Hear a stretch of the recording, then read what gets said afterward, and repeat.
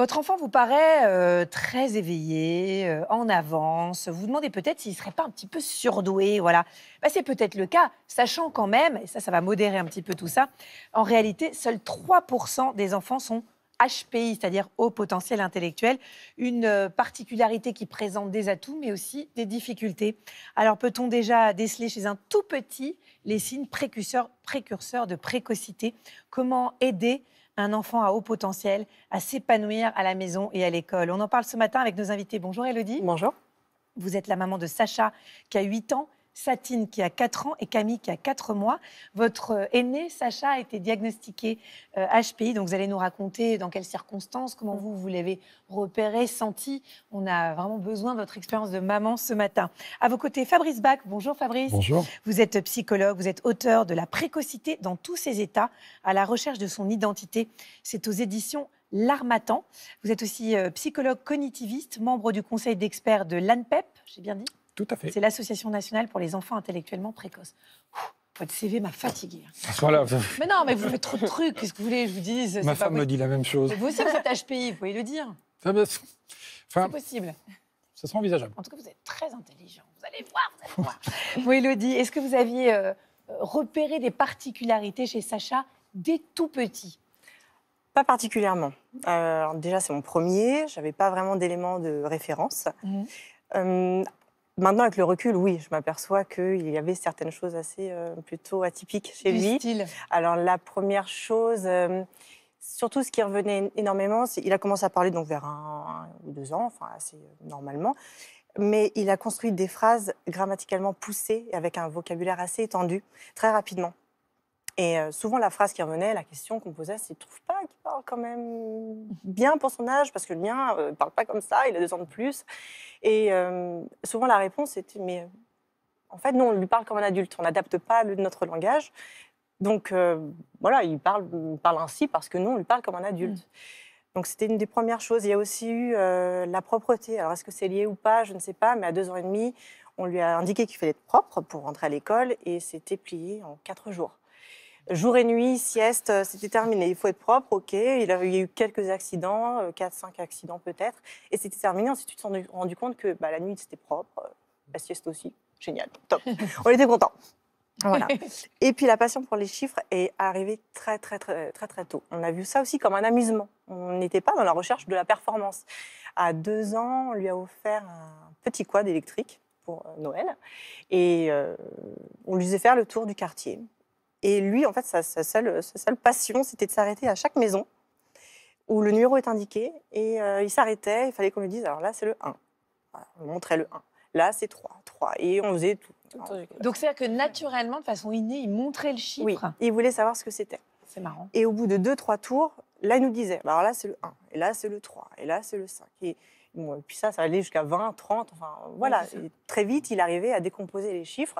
Son père a même essayé de le piéger en faisant le tour à l'envers. Et il nous a ressorti les chiffres dès 2 ans. Il savait quand même relativement compter, il était à l'aise avec ça. Alors, il était aussi très éveillé au niveau des sens. Tout à fait. Ouais. Et ça s'exprimait comment? Vous Vous avez dit qu'il adorait, par exemple, des trucs d'adultes, quoi. C'est ça. Les Alors, roqueforts, le roquefort, le chèvre, les pâtisseries avec le goût de café. Mais très tôt, il aimait ça. Alors, pareil, on trouvait ça rigolo. On dit, oh, c'est assez atypique, il aime ça. Bon, très bien. C'est aussi cette faculté, ça m'agace un peu, de toujours tout toucher. Quand on allait chez les gens, les enfants qui touchent à tout, ça m'agace un petit peu. Et lui, c'est ce qu'il faisait. J'ai appris plus tard que c'était souvent la lié. curiosité. Voilà, en fait, l'émotion passe par aussi le toucher. Et enfin, l'hypersensibilité. Ça, c'est ça, il va en être beaucoup question. Voilà. L'injustice, l'hypersensibilité, ça sont vraiment des La parole de symptômes. l'adulte, ça pour lui, c'est primordial. Encore aujourd'hui, si je lui donne une information, si je lui dis quelque chose, j'ai tout intérêt à tenir parole. Parce que sinon, c'est un drame. Oui, c'est ça. Ouais. Fabrice Bach, vous êtes docteur dans mon cœur. Est-ce qu'il y a des signes, est-ce qu'il y a des signes précurseurs à la précocité intellectuelle? Est-ce que là, les parents qui nous regardent se demandent? Oui, on remarque des choses déjà chez le bébé. Ce sont des bébés qui sont extrêmement éveillés, qui sont très tôt en interaction avec leur environnement, d'où l'environnement qui répond, bien entendu. Des choses un peu surprenantes, une tonicité au niveau du cou. Ce sont des enfants qui cherchent systématiquement à lever la tête. Et comme me disait dernièrement une de mes patientes, qui a eu une petite fille, elle dit « Monsieur Bach, c'est un peu bizarre ce que je suis en train de vivre. Que s'est-il passé? Elle avait son bébé sur ses genoux. Elle a reçu une amie pour discuter avec elle. Je lui dis, mais est-ce qu'elle peut comprendre à 8 mois? Elle suivait la conversation en tournant la tête. Elle comprenait quelque chose qui se passait. Elle était à Roland-Garros. Pratiquement. Et donc, ce sont des enfants qui, très tôt, sont dans l'interaction parce que lorsqu'ils vont grandir, il va y avoir toute une organisation qui va se mettre en place dans leur pensée pour comprendre le monde dans lequel ils vivent. Très tôt, ils se rendent compte qu'ils vivent dans un environnement qui est très dangereux. La meilleure façon de se sécuriser, c'est de le comprendre. Oui, c'est ça. Donc, très rapidement, ils vont commencer à toucher, à observer et à analyser ce qui se passe. Et avec, chez les petits, ce qui est fascinant aux alentours de 4 ans, le fameux « parce que ». Et ça n'arrive pas à sortir. Tellement il y a d'idées en tête, tellement ils veulent dire des choses. Ça se bouscule, quoi. Exactement. Donc, très tôt, on a des signes indicateurs. Et par exemple, la parole, justement, très tôt, vers 2-3 ans, les phrases très grammaticalement chiadées, ça veut dire que ça dit quelque chose. Oui, potentiellement, bien entendu, avec ce qu'on va remarquer au niveau du langage, l'apparition des conjonctions de coordination. Parce que, donc, si, alors, les dissociations temporelles, hier, demain, oui, ça peut être surprenant quand même. Oui. Alors, dans les témoignages qu'on a reçus, et le vôtre, Élodie, vous venez d'en parler, il y a cette fameuse hypersensibilité. Ça aussi, c'est un signe très fort. Alors oui, c'est un signe. Pendant longtemps, on a parlé du potentiel intellectuel de ces enfants, de cette capacité qu'ils ont à intégrer des informations. On sait, et maintenant depuis de nombreuses années, on en parle beaucoup plus, qu'il y a une hypersensibilité. On sait d'où dérive cette hypersensibilité, c'est-à-dire que cela dérive du fonctionnement cérébral de ces enfants. Parce que pendant longtemps, on a dit que les enfants au potentiel, c'était une vision des psys, puis les parents se faisaient plaisir. De nombreuses études ont montré depuis quelques années, en faisant de l'imagerie fonctionnelle, c'est-à-dire en temps réel, on voit le fonctionnement d'un cerveau, que ces enfants ont un cerveau qui fonctionne différemment. Oui. Et donc, il y a plus de connexions entre les hémisphères cérébraux, plus de connexions entre les zones frontales et pariétales du cerveau, plus des connexions, plus d'échanges d'informations, et il va être corrélé à cela une hypersensibilité émotionnelle. Alors, on voit bien sur l'animation... Voilà. Ce qui se passe. Bon, donc on en sait déjà un petit peu plus sur ce qui doit nous interpeller dès le plus jeune âge. Élodie, évidemment, il y a un moment qui est dans toutes les spécificités et les singularités de nos enfants qui est charnière, c'est l'entrée à l'école maternelle. Comment ça s'est passé pour Sacha? C'était pas évident. La première année, j'ai tout de suite senti un décalage avec les autres enfants, surtout sur la sociabilité. C'est un enfant qui restait pas beaucoup en place, qui avait du mal à écouter les consignes. Donc la première année avec l'institutrice, ça s'est pas très très bien passé. Ça a dû être difficile. C'était un peu, oui, c'était assez compliqué, oui. Et on a déménagé ensuite, et Sacha s'est retrouvé dans la classe du directeur de l'école. Et on est convoqué avec son papa. Ça recommence. Ça recommence. Donc on y va, et le directeur nous dit, voilà, alors, Sacha n'écoute pas. Il ne tient pas assis, il n'écoute pas les consignes, il est rêveur, il est tête en l'air. Mais en fait, je crois qu'il a compris avant tout le monde. Parce que quand j'interroge, je m'aperçois qu'en fait, il a déjà tout compris. Alors, il nous demande notre accord pour pouvoir le faire tester au sein du RASED de l'école. Donc, c'est le réseau d'aide spécialisée des enfants en difficulté. C'est super, ce directeur-là. Oui. Et donc, on accepte. Donc, le RASED intervient chaque semaine au sein de l'école. Et il avait quel âge à ce moment-là? C'était en moyenne section, c'est ça? C'est ça, exactement. C'était en moyenne section, donc il avait 4-5 ans. Ouais. Donc, on lui donne notre accord de passer ces tests-là. Et suite à cela, il se passe quelques semaines. On est à nouveau convoqué donc, par la psychologue scolaire. Et puis voilà, nous, on se présente. Mais on a mis ça un peu dans un coin de nos têtes. On n'était pas vraiment dans l'attente d'un résultat. Voilà, on savait qu'en effet, Sacha avait du mal à tenir en classe. Il avait du mal à être élève. Donc on se présente. Et là, la psychologue scolaire nous dit qu'en effet, Sacha a fait les tests du QI et que les résultats obtenus montrent une précocité. Et avec toute la bienveillance et son professionnalisme, elle nous indique ce que c'est être précoce, parce que pour nous, on le découvre. Et il y a des choses, tout d'un coup, qui nous paraissent évidentes. Nous, on n'était pas dans cette recherche-là. Mais aussi, elle nous met en garde sur bien des domaines. Elle nous explique que voilà, la vie de Sacha ne sera peut-être pas facile à l'école, au quotidien, et que l'école n'est pas forcément adaptée. Docteur, je vous appelle docteur aussi, docteur Bach. On a envie. Professeur, on a reçu une question pour vous de Marine. Regardez, Marine. Bonjour la maison des maternelles, je suis Marine, maman de Clémence 6 ans et Timothée 14 mois. J'ai une petite fille que je trouve très en avance pour son âge. Elle est en grande section de maternelle, elle nous fait déjà des soustractions, des additions en calcul mental. Elle a des questions très importantes sur des sujets qui ne sont pas forcément adaptés à son âge. Ma question est surtout en tant que parent, avant d'aller voir un spécialiste, comment faire la différence entre un enfant qui peut être précoce ou à haut potentiel et un enfant qui serait tout simplement dégourdi pour son âge. Merci de votre réponse. Bisous. Oui, c'est bien si vous avez des pistes, parce qu'il y a des parents aussi qui vont aller faire des tests un peu pour rien, ça coûte cher, il y a un business aussi là-dessus. Ouais. Alors, je pense que par rapport à cela, effectivement, quand on commence à se poser des questions, des choses qui vont émerger, déjà, ce sont des enfants, au-delà de cette capacité d'apprentissage, qui vont se sentir en décalé par rapport aux autres. On sait, par exemple, que lorsqu'ils sont en maternelle, ce qu'ils vont chercher en maternelle, avec l'enseignant, c'est une relation de pédagogue, quelqu'un qui va leur apprendre des choses. Donc, la relation aux autres enfants, ça passe un peu au deuxième plan. Donc, une enfant qui est très éveillée, qui cherche la sollicitation, qui cherche l'apprentissage, une enfant qui rentre à 5 ans à la maison, qui dit le soir, je veux faire des devoirs, on va déjà se poser des questions. On va aller voir effectivement à ce moment-là un professionnel, et c'est au professionnel de définir si on fait un bilan ou pas. Maintenant, faire un bilan systématique, non, on est bien d'accord. Mais on est obligé de passer par cette évaluation pour véritablement établir la présence du haut potentiel, car c'est à partir de cela que des choses vont pouvoir s'amorcer aussi dans l'éducation nationale. Parce que maintenant, ces enfants sont reconnus comme étant des enfants à besoins spécifiques. Il y a des textes qui régissent leur scolarité. Oui, et ça, c'est quand même une belle avancée. Alors, contrairement, et vous le disiez tout à l'heure, à ce qu'on pourrait croire, la scolarité des enfants précoces, c'est compliqué, ils n'ont pas la vie facile, alors qu'on aurait tendance à se dire, ils sont tellement intelligents, ça va être facile pour eux, pas du tout. C'est pourquoi certains parents choisissent de les scolariser dans des établissements en leur proposant un accueil particulier. Bérénice Gabriel a suivi Jack, 5 ans, à l'école Galilée à Paris. Jack, 5 ans, est un enfant à haut potentiel intellectuel. Hypersensible, son entrée en maternelle l'année dernière a été un véritable échec. Mais cette année, ses parents ont décidé de le changer d'école. Je te le mets par-dessus, d'accord ? Jack était un peu dans sa bulle. Il n'était pas du tout épanoui, il ne s'est pas vraiment fait d'amis. Et même si au niveau scolaire, c'était très bien, au niveau social, c'était pas terrible, quoi. Cette maternelle est ouverte à tous les enfants. Un mélange indispensable pour les enfants à haut potentiel intellectuel. C'est extrêmement important aussi pour ces enfants qui peuvent avoir des difficultés relationnelles à cause de leur hypersensibilité ou justement de leur façon d'appréhender le monde différente, qu'ils soient mis tous ensemble avec des gens dont on va dire qu'ils sont normaux, pour qu'ils apprennent à vivre tous ensemble et que ça ne soit pas un souci pour eux plus tard. Days of the week. Days of the week. Ici, on utilise une pédagogie particulière comme cette initiation à l'anglais. Un enseignement important pour les enfants précoces afin de stimuler leur cerveau. Tomorrow will be no, still not. Tuesday.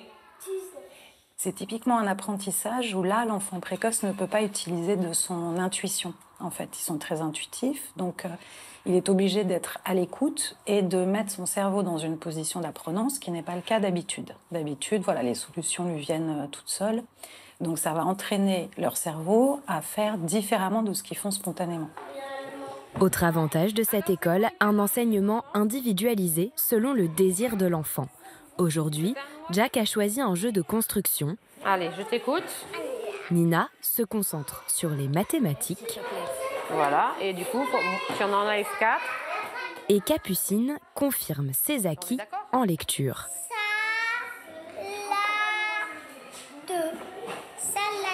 T'as fait beaucoup de progrès, toi, hein, c'est impressionnant. Si les enseignants respectent le programme de l'éducation nationale, ils n'hésitent pas à aller plus loin si l'enfant est en demande. Si on les freine, on va provoquer chez eux ensuite de la frustration, de l'incompréhension, des choses qui vont venir ensuite les bloquer au niveau de leur envie d'apprentissage, de leur curiosité. Et parce que les enfants à haut potentiel sont aussi hypersensibles, l'enseignante propose régulièrement des temps calmes où chaque élève doit souffler à l'oreille d'un camarade des mots gentils. Une manière pour Jack de se sentir parfaitement intégré. Merci. Merci. Une pédagogie positive indispensable pour réguler cette hypersensibilité. Si on prend le petit exemple d'un enfant à qui on dit « ouais, de toute façon, t'es pas beau », et puis un enfant qui est dans l'arme, il fait « bah, c'est toi qui l'as dit qu'il l'est ». C'est-à-dire qu'il a une réponse adaptée, immédiate de protection. Un enfant hypersensible, chez lui, c'est un dévastement. Si on m'a dit « je suis pas beau », bah, c'est que je le suis. Alors, si je le suis, qu'est-ce que ça veut dire? Qu'est-ce qui va m'arriver? Qu'est-ce que les copains? Comment je pourrais devenir beau? Mais pourquoi c'est à moi que ça arrive? Et là, les questions sont incessantes. Un établissement qui sait s'adapter aux enfants précoces et leur permet d'apprécier l'école afin d'éviter plus tard tout décrochage scolaire. Fabrice Bach, est-ce que ce genre d'école, c'est bien? Quel est l'idéal en fait pour ces enfants-là? Déjà, pouvoir les identifier pour les accompagner. Je vous disais tout à l'heure, ces enfants sont reconnus comme étant des enfants à besoins spécifiques. Donc, qu'est-ce qu'il existe? En primaire, il n'y a rien de spécifique en France, si ce n'est ou l'accélération, la classe à double niveau ou l'enrichissement scolaire. Donc, c'est au choix. Par contre, à partir du collège, on a des dispositifs d'accueil qui existent en public ou en privé sous contrat. Donc, en public, c'est l'inspection académique qui a le listing des établissements qui propose ces établissements. Et au niveau privé, c'est une association qui s'appelle Précoce, qui réunit donc une soixantaine d'établissements sur toute la France avec des dispositifs validés. L'idée étant de pouvoir les accompagner dans leur adolescence par rapport à ce qu'ils vont vivre en termes d'hypersensibilité et de confrontation aux apprentissages. Oui, c'est ça. Élodie, Sacha, il est resté dans la même école une fois qu'il a été diagnostiqué. Oui. Et ça se passe comment aujourd'hui alors? Ça va. Ça va. Il est dans la classe qui est adaptée à son âge. Son souci, c'est toujours un petit peu d'en faire qu'à sa tête. C'est-à-dire, souvent, il n'a pas envie de faire les exercices parce qu'il considère qu'il sait. Donc, il n'a pas envie de faire. Et du coup, il n'y a pas une propension une envie de lui faire sauter des classes? Alors, l'année dernière, ça avait été évoqué.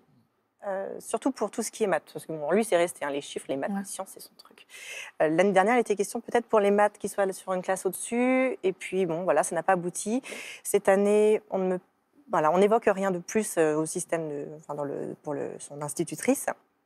Et puis, sachant qu'il est né le fin d'année, il est du 29 décembre. Donc déjà, il y a un décalage énorme entre les petits copains nés en janvier et lui en décembre, plus son hypersensibilité.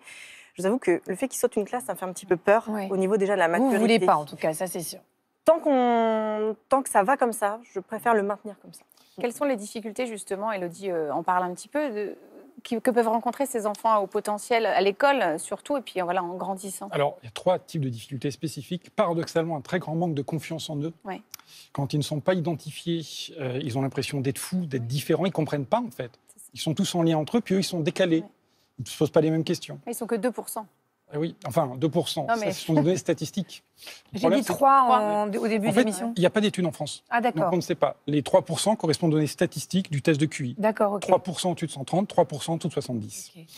Maintenant, la deuxième grande difficulté qui est présente, c'est une difficulté en même temps au niveau de l'apprentissage. En fait, ils ne savent pas apprendre. Ils confondent apprendre et comprendre. J'ai compris, donc je sais. Ce qui va extrêmement bien en primaire, vu les effets de mémoire qu'on leur demande. Au collège, ça peut commencer à patiner. Puisqu'on a des enfants qui vont être extrêmement intuitifs, une sorte de flash qui apparaît dans leur pensée sur la réponse. Mais du coup, il n'y a pas de raisonnement. Pas du tout, le raisonnement s'est fait trop vite. Et d'autres qui sont des déductifs, c'est-à-dire des enfants qui vont s'emmêler dans leur déduction en imaginant toutes les solutions possibles pour trouver la réponse. Sauf qu'ils perdent trop de temps à ce moment-là. Et la troisième difficulté, c'est une difficulté relationnelle par rapport aux autres. Parce que, comme je disais précédemment, ils se sentent décalés, ils ne savent pas comment s'adapter. Et s'ils ne sont pas identifiés, le principal risque qui est présent, c'est à l'adolescence, le développement de ce qu'on appelle un faux self, une identité sociale qu'ils vont se construire pour s'adapter aux autres. Sauf que ça n'est pas leur vraie personnalité. Alors, vous, Élodie, vous avez découvert en plus qu'il souffrait d'un TDA associé, donc un trouble de l'attention, c'est ça? Oui, exactement. J'ai découvert ça en novembre, grâce à votre émission.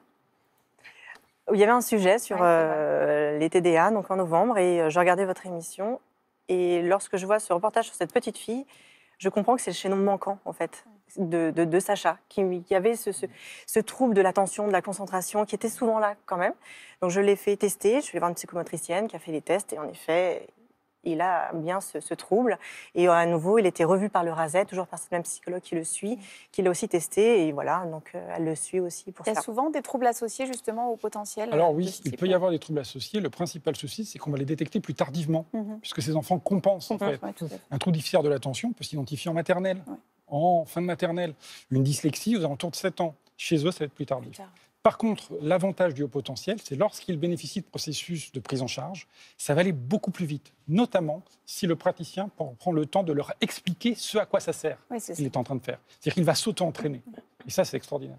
Bon, on va quand même dire, pour terminer ce dossier, que quand même, ils sont promis un bel avenir. Quand il y a beaucoup de haut potentiel, il sera brillant. Et puis surtout, ça sera un adulte singulier. Voilà, quelqu'un qui ne ressemble pas comme les 4 enfants de Marie. 4 adultes singuliers chez vous. Oui, on va bien rigoler. Voilà, c'est épuisant. Non, mais il faut le dire, c'est quand même épuisant. Voilà, je crois que pour les parents, c'est vraiment compliqué. Marie, avec 4 enfants, et les 4, on peut le dire. On rigole bien. Voilà, oui.